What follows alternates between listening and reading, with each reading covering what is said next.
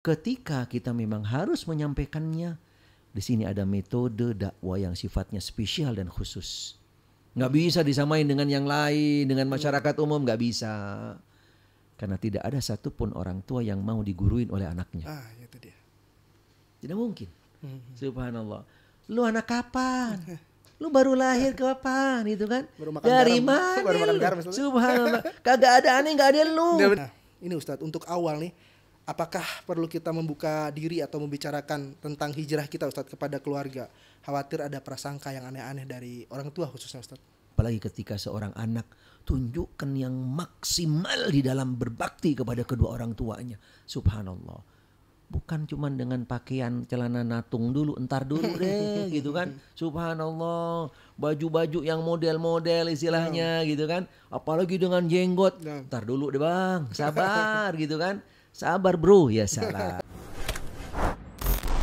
Selamat datang di ruang tamu Jejak Sahabat.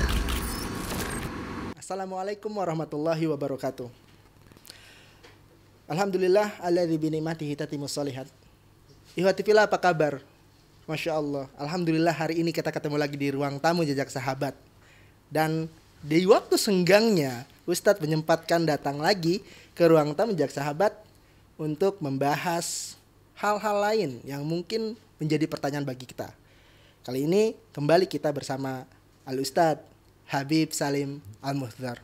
Ustadz, keke Ustadz. Masya Allah. Masya Allah. Masya Allah. Sudah mulai belajar Ustadz bahasa. Wenak enta. Nah itu Ustadz, Anda belum baca. Masya Allah. Masya Allah. Ustadz, ini Masya Allah kita ketemu lagi ya. Zen ya Ustadz, Masya Allah. Kalau tadi kita bicara al. Ya, iya, al. Masya Allah. Itu mumtaz. Mumtaz, Masya Allah.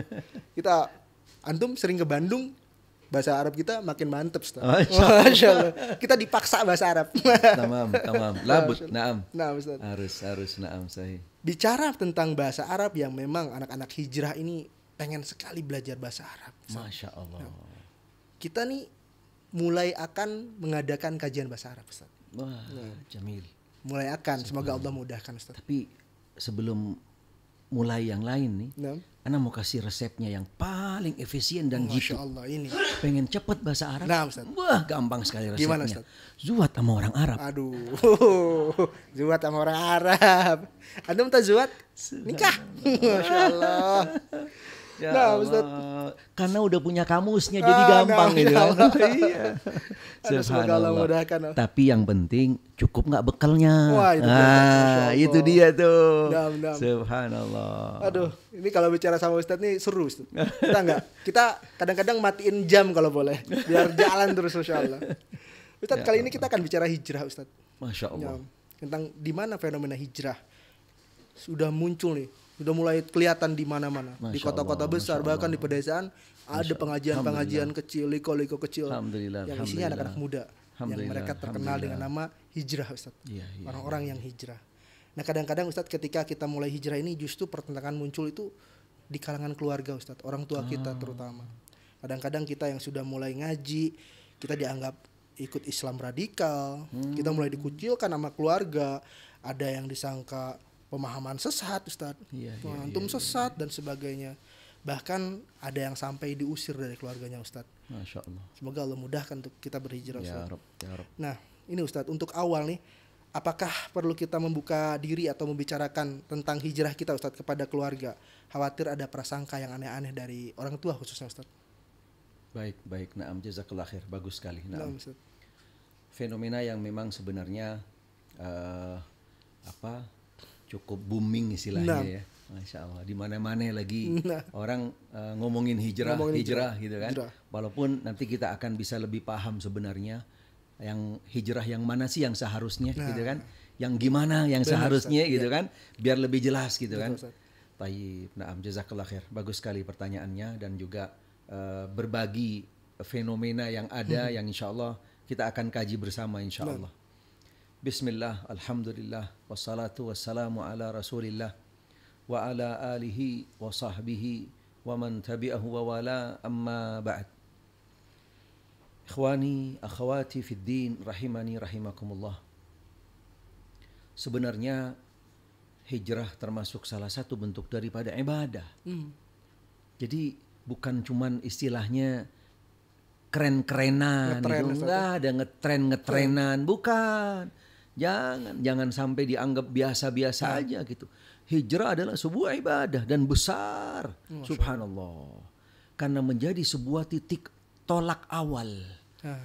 Bahkan ketika kita kembali kepada hijrahnya Rasul sallallahu alaihi wasallam, subhanallah, bukti bahwasanya menjadi titik tolak dasar dari semua yang terjadi dalam perjalanan hidup Nabi sallallahu alaihi wasallam dari hijrah.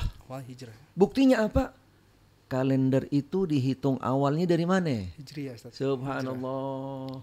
Dari hijrah Nabi sallallahu alaihi wasallam. Sehingga hijrah benar-benar punya nilai yang sangat luar biasa berharga di dalam agama. Sekaligus bagi setiap individu pastinya harus memberikan nilai yang besar, memberikan efek yang luar biasa. Selama memang hijrahnya beneran. Jangan punya yang namanya cara-cara hijrah cuma ikut-ikutan doang. Hijrah. Subhanallah. Kami pernah dulu juga bahas salah satu materi tentang masalah Islam. Masuk Islam gitu kan. Muslim. Tapi Islam yang gimana? Muslim yang gimana gitu kan? Sampai kami kasih judul dalam materi kajian, Islam masuk angin. Jadi kalau udah masuk angin biasanya orang kita diapain? Dikerok. Iya, subhanallah. Hijrah pun juga begitu tuh. Hijrah juga bisa, subhanallah. Ketika memang dia hijrahnya, motivasinya cuman ngikut-ngikut, ya subhanallah. Kagak umur panjang gitu. Hatnen umurnya. Paham nggak umur hatnen? Hatnen itu umur, paham nggak? Ahad masuk, Senin keluar. Ya Allah. Hatnen. Anak kira bahasa Urdu. Allah. Itu bahasa Arab, bahasa Betawi juga gitu kan. Ya Allah. Hatnen itu. Ahad masuk, Senin keluar. Karena memang dari awal hijrahnya tidak dengan motivasi tulus yang benar-benar, karena digerakkan untuk menunjukkan perubahan. Karena puncak daripada hijrah adalah hakikatnya menuju kepada tauhid. Masya Allah. Itu sebenarnya hijrah. Karena seseorang ketika sudah benar-benar dia punya dan memahami tentang nilai tauhid, subhanallah, apapun yang akan dia laluin semuanya akan dia siap hadapi. Sebuah yang namanya tantangan akan dia laluin dan seterusnya. Karena orang ketika sudah siap dia hijrah, konsekuensinya dia harus benar-benar berada di jalan at-tauhid.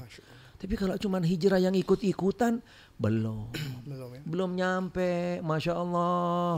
Afwan bang gitu kan. Iya, bisa jadi hijrah masuk angin. Atau mungkin juga yang dinamain lain gitu kan.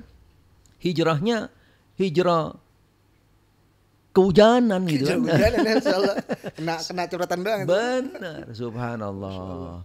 Karena pada dasarnya hijrah itu sendiri, ketika Nabi Shallallahu Alaihi Wasallam memberikan definisi daripada hijrah dalam hadis yang sahih, itu benar memberikan sebuah dorongan motivasi kepada seseorang yang dia itu siap dengan totalitas untuk meninggalkan sebelumnya, menuju kepada kehidupan yang baru, tatanan yang baru, tuntunan yang baru, kepada yaitu segala sesuatunya yang pastinya berbeda dengan yang sebelumnya.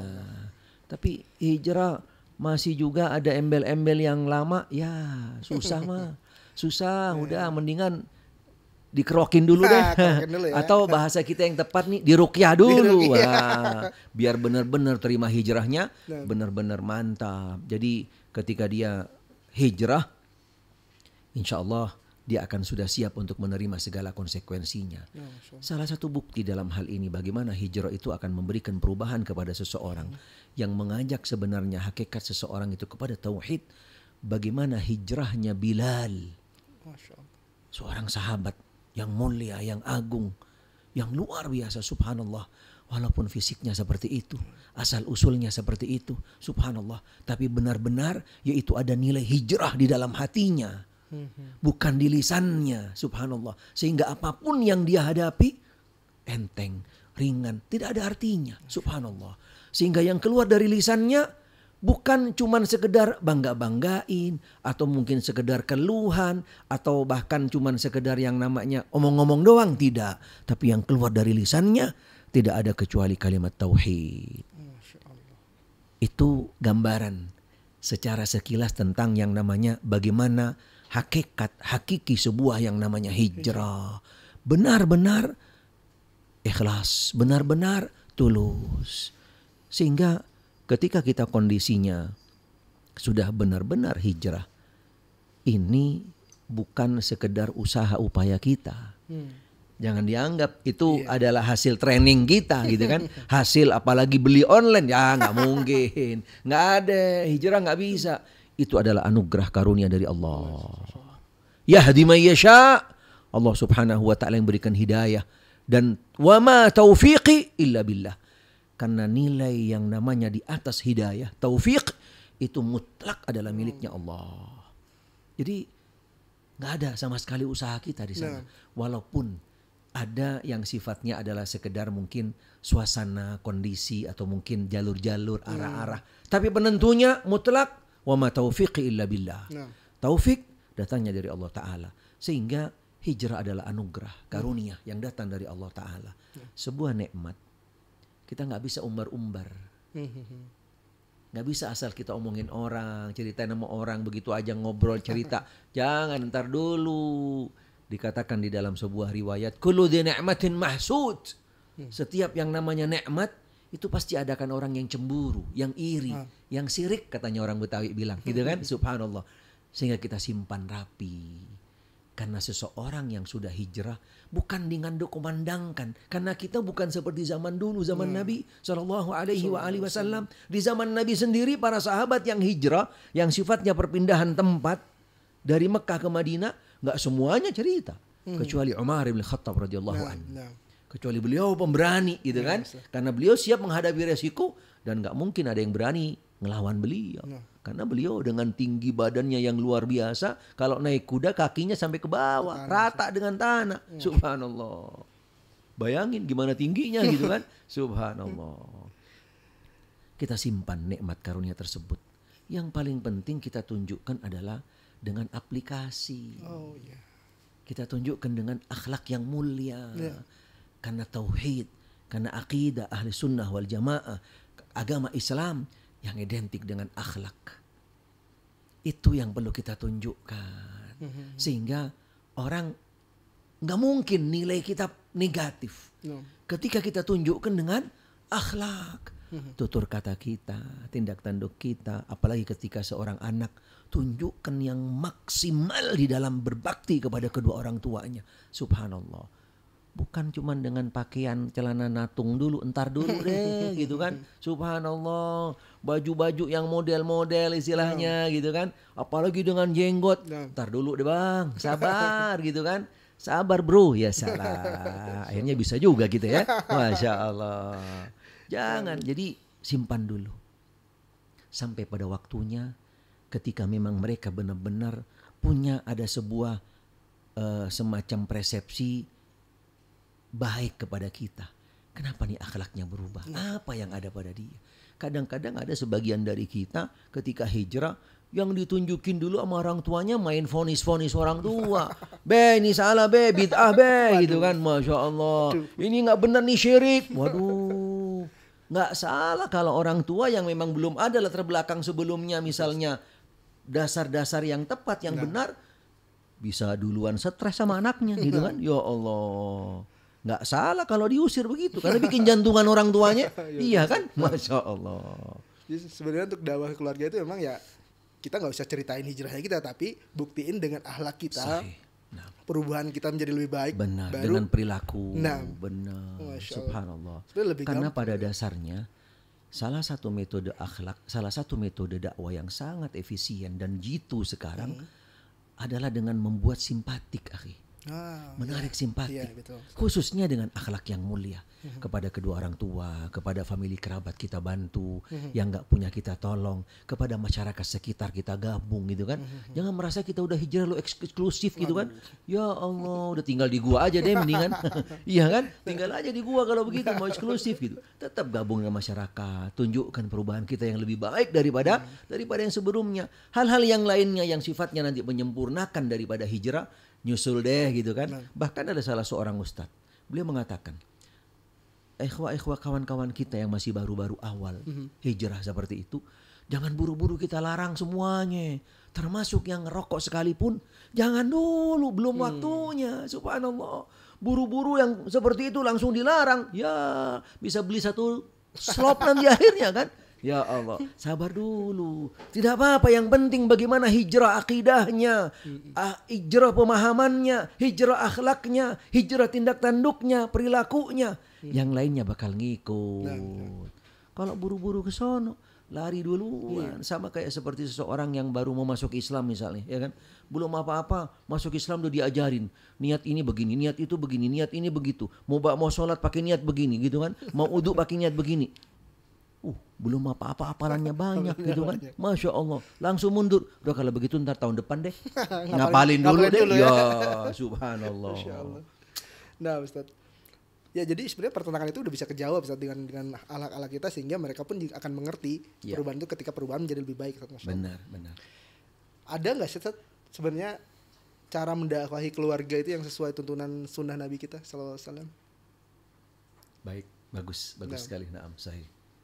Karena pastinya di dalam hijrah di sini memang lebih banyak mayoritas kadang-kadang mulainya dari kita kalangan muda. Karena apa? Karena orang tua mereka lebih awal daripada kita beragamanya gitu kan. Gitu. Walaupun ada juga yang kadang-kadang orang tuanya anaknya belum ada gitu kan.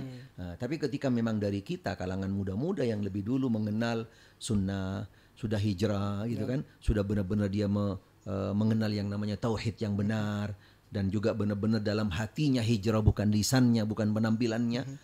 Sehingga kita bagaimana untuk bisa menyampaikan kepada orang tua atau mengajak kepada orang tua.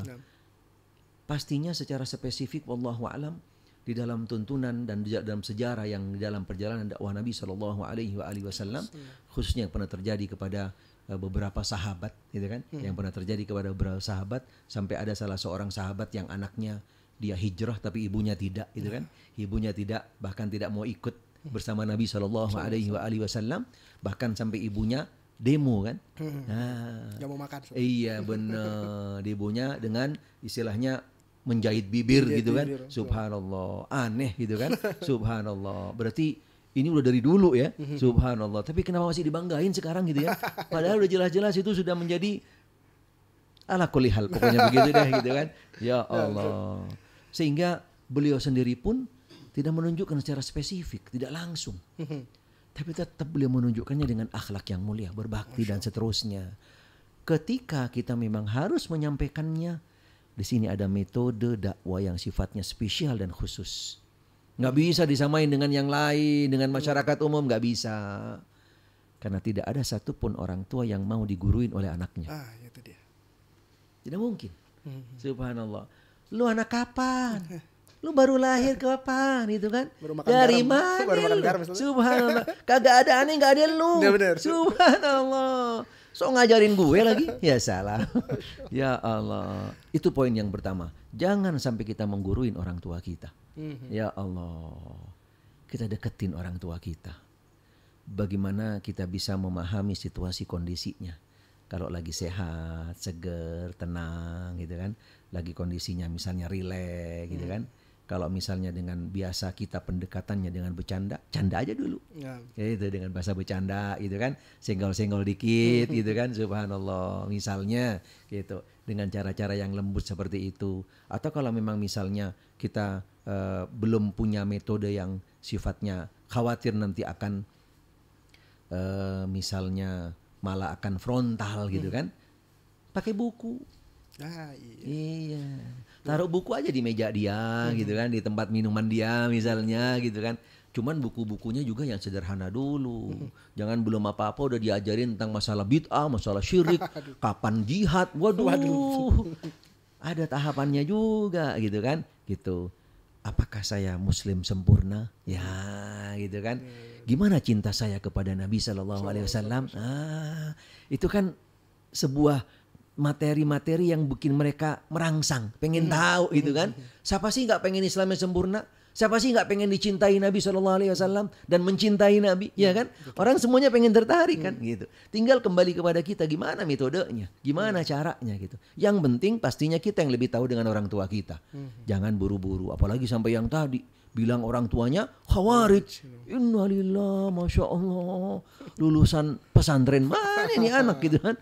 Ya Allah, ala kulli hal. Insya Allah metodenya kita yang bisa lebih mengkondisikan, memahami daripada metode buat orang tua kita. Tidak bisa disamakan dengan yang lainnya. Selain juga kita jangan putus asa. Karena di sana ada penentu yang sangat luar biasa di atas segalanya metode yang kita gunakan. Kita berdoa mohon minta kepada Allah hidayah dan taufik buat orang tua kita. Tadi antum ceritakan tentang para sahabat ketika menghadapi pertentangan di lingkungannya, dan ternyata mereka juga melakukan dengan akhlak, Ustaz ya. Sahih. Dengan akhlak. Maka ya apalagi selain mengikuti mereka, Ustaz ya. Benar, sahih. Ini bagaimana Ustaz jika kita ini dalam keluarga yang awam tentang Islam. Mereka ya Islam gitu, tapi ya hanya sholat, puasa itu aja yang mereka kenal. Awam lah Ustaz. Itu bagaimana kita mengajarkan atau memulai mengenalkan Islam lebih detail kepada keluarga kita agar keluarga kita tuh mengenal Islam dan dapat hikmah dari agama ini, Ustaz. Baik, bagus sekali. Sebenarnya pertanyaannya juga terlalu dalam banget nih. Iya. Islam yang mendetail gitu kan. Subhanallah. Kita sendiri masih belum semuanya mendetail gitu kan. Gimana mau ngajarin orang tua? Ya salam. Masya Allah. Pas-pasin dulu deh gitu kan. Ya Allah. Intinya sebenarnya yang prinsip dan yang pokok tadi, ketika kita hijrah juga dan kita mengajak kepada yang namanya tauhid, dan yang harus kita tinggalkan adalah yang bertentangan dengan tauhid. Begitu juga orang tua kita yang perlu kita luruskan, bersihkan pertama daripada perbuatan syirik dulu. Itu yang paling prinsip.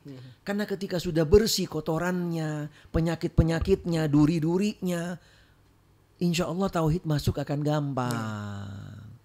Gitu. Jadi kalau buru-buru langsung diajarin dengan masalah tauhid, padahal dia masih jelas, masih ngelakuin yang namanya syirik, masih minta ke kuburan, masih nyimpen barang-barang yang namanya dikeramatkan atau ini, subhanallah, nggak akan ketemu tuh tauhid, nggak nyampe-nyampe. Bersihkan dulu, sehingga proses metode inilah yang dilakukan oleh Nabi SAW ketika beliau pertama kali menyampaikan dakwahnya. Beliau ketika di Mekah dulu ngajarin kepada umat di sana apa? Ngajarin sholat berjamaah, ngajak ke masjid. Gak ada. Tapi Nabi pertama kali ngajak mereka semuanya kemana? Meninggalkan yang namanya ibadatil ibad ila rabbil ibad. Penyembahan kepada yang namanya makhluk kepada Rabbul makhluk. Kepada Rabbul alamin. Itu yang pokok, yang prinsip. Sehingga Nabi ketika ngumpulin orang Mekah semuanya di salah satu bukit atau salah satu tempat di Mekah, pertama kali yang Nabi sampaikan kepada mereka, termasuk salah satu di antaranya adalah keluarga Nabi. Nabi sampaikan kepada mereka, La ilaha illallah. Subhanallah. Pertama kali yang menentang siapa? Abu Lahab. Keluarganya sendiri. Karena konsekuensinya yang namanya tauhid, ya Allah, yang pertama kali yang akan menentang adalah orang yang paling dekat dengan kita.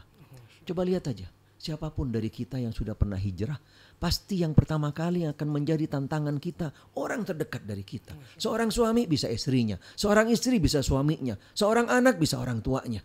Subhanallah, sunnatullah. Konsekuensi tauhid, konsekuensi yang namanya hijrah.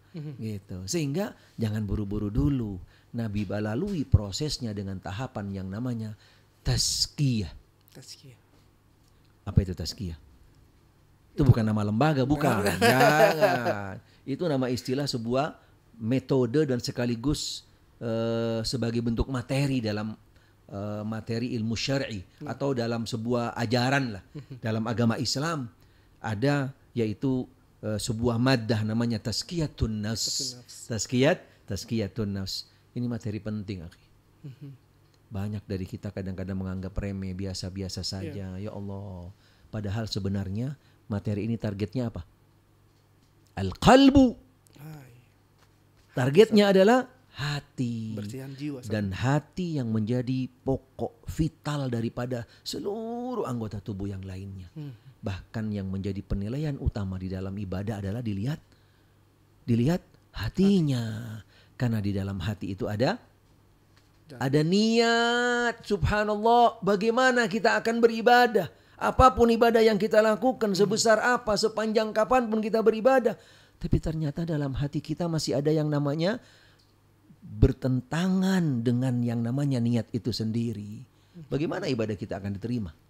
Karena di dalam hati adalah tempatnya niat. Amalnya hati adalah niat. Berarti hati niat itu bukan di lisan dong. Ya Allah, selama ini gimana ente? Masya Allah. Ini juga harus tahu. Ada juga sebagian dari kita masih haknya hati diambil sama lisan. Subhanallah. Itu haknya hati dong, jangan dirubah-rubah. Dan itu menjadi penentu. Ketika seseorang dalam berniat sudah niatnya tidak pas, tidak sesuai, tidak ikhlas, berarti dia syirik kepada Allah. Apa arti amalnya? Sebesar apa amal yang dilakukan? Lalu bagaimana mau ngandalin amalnya kalau sudah niatnya nggak beres? Ya Allah, hati-hati bro. Hati-hati, jaga tuh hati gitu kan. Subhanallah. Sehingga hati juga akan memberikan bentuk implementasi keluar. Karena walaupun hati yang dinilai, terbukti hati itu kalau lurus dan benar dari amalnya. Sehingga Nabi SAW mengatakan, innallaha la yanduru ila suwarikum wala ila ajsamikum, dalam riwayat wala ila amwalikum walakin ila qulubikum wa a'malikum. Yang dinilai oleh Allah Ta'ala adalah hati dan amalnya. Karena dia sejalan. Karena yang di luar adalah sebagai alamat yang ada dalam hati seseorang. Nah Ustaz, Masya Allah Ustaz, ada gak Ustaz tips dari antum nih buat kita anak-anak muda yang baru hijrah, yang zaman sekarang Ustaz subhatnya nih jalan kemana-mana Ustaz, jalan sini ada subhat, jalan sini ada subhat. Tips bagi kita anak muda yang berhijrah, yang baru saja berhijrah atau yang sedang dalam proses hijrahnya di masa yang kurang kondusif ini Ustaz. Baik. Nah, bagus sekali, penting. Karena ini juga termasuk salah satu daripada bentuk rangkaian tadi. Bagaimana Nabi SAW di awal-awal beliau ketika menyampaikan dakwahnya, mengajak mereka Ahlul Mekkah kepada yang namanya yaitu at-tauhid. Termasuk salah satu bentuk daripada hijrah. Mereka keluar daripada kekufuran menuju kepada at-tauhid. Subhanallah. Nabi SAW setelah mereka sudah berada di dalam yang namanya yaitu komunitas tauhid, Nabi memprotek mereka. Diprotek oleh Nabi SAW, khususnya selain meninggalkan daripada yaitu yang dulu-dulu yang menjadi ajaran, kultur, pemahaman dan seterusnya, ditinggalkan semuanya. Mereka sudah berada dalam koridor tuntunan yang dibawa naungan yaitu madrasah nabawiyah, payung nabawi, yang semuanya bersumber daripada wahyu yang datang dari Allah Subhanahu wa taala. Ada proteknya gitu, dijaga. Salah satunya bukti daripada bagaimana Nabi menjaga agar mereka tidak kembali lagi seperti yang dulu. Syariat yang dilarang ketika mereka sudah masuk Islam, karena ini menjadi salah satu syariat yang memang mereka doyan dulu gitu kan. Walaupun sampai sekarang masih banyak juga saudara-saudara kita gitu kan, doyan, kelewatan bahkan gitu kan, kebablasan. Subhanallah, yang namanya ziarah kubur. Nabi larang dulu kan. Ketika di Mekah dilarang, dijaga. Itu poin yang pertama. Dijaga, diprotek di dalam komunitas yang sifatnya khusus. Mereka hendaknya bisa mencari yang namanya kawan yang soleh, komunitas yang soleh, guru yang soleh gitu kan, sumber-sumber yang benar. Subhanallah. Ini akan semakin menyuburkan daripada hijrah dia. Dan juga jangan dilepas begitu aja. Jangan asal nerima, jangan asal ngikut, jangan asal denger, dan seterusnya. Ada sebuah analogi logika yang mungkin bisa didekatkan. Sama ketika anak bayi baru bisa jalan, emang dilepas begitu aja? Waduh, bahaya. Apalagi kalau jalannya di balkon. Subhanallah. Begitu juga hijrah. Seseorang hijrah harus bisa benar-benar dia menata. tindak tanduknya, perilakunya, komunitasnya, lingkungannya, sumbernya, dan seterusnya. Bahkan khususnya yang paling sangat berperan dari sahabat dan kawannya, yang lama-lama dia harus tinggalkan. Karena Nabi SAW juga mengingatkan, almar'u ala dini khalilih. Subhanallah, seseorang itu akan terbawa, terkontaminasi, akan juga berubah akhlaknya, bahkan sampai kepada akidahnya karena sahabatnya. Falyanzur ahadukum mayukhalil. Pilih dong, selektif. Selektif, Masya Allah, kalau cari teman, cari kawan gitu kan. Jangan asal nyabet-nyabet begitu aja gitu kan. Subhanallah. Harus juga selektif milih kawan, karena juga punya resiko besar. Bahkan menjadi salah satu kultur, dan ini juga menjadi salah satu semacam panduan di dalam seseorang pengen mengenal karakter seseorang. Subhanallah, nggak dilihat secara fisiknya, pasti ditanya dia kumpulnya sama siapa. Hati-hati lo gitu kan, di mana lo kumpulnya, nongkrongnya di mana, gitu kan, di pos kamling apa di masjid, gitu kan, di pojok gang apa di masjid. Kelihatan orang nongkrong di sana sama di masjid beda. Apa di kajian nongkrongnya, apa di mall gitu kan. Subhanallah, di sana akan menjadi sebuah labelisasi bagi seseorang. Allahu a'lam, Masya Allah. Nah Ustaz, hijrah itu bukan ikut-ikutan. Hijrah itu bukan hanya tren-trenan. Hijrah itu ibadah yang sangat besar. Bahkan ibadah khusus yang ketika Nabi SAW harus meninggalkan Mekah menuju Madinah.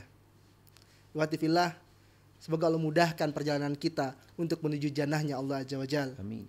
Semoga Allah senantiasa melindungi kita semua. Sebelum kita tutup, terima kasih banyak untuk Hanif, untuk wardrobe kita pada hari ini, dan untuk hijack, sendal yang nyaman sekali dipakai. Terima kasih banyak sekali lagi. Semoga Allah mudahkan urusan antum semua. Amin. Assalamualaikum warahmatullahi wabarakatuh. Waalaikumsalam warahmatullahi wabarakatuh.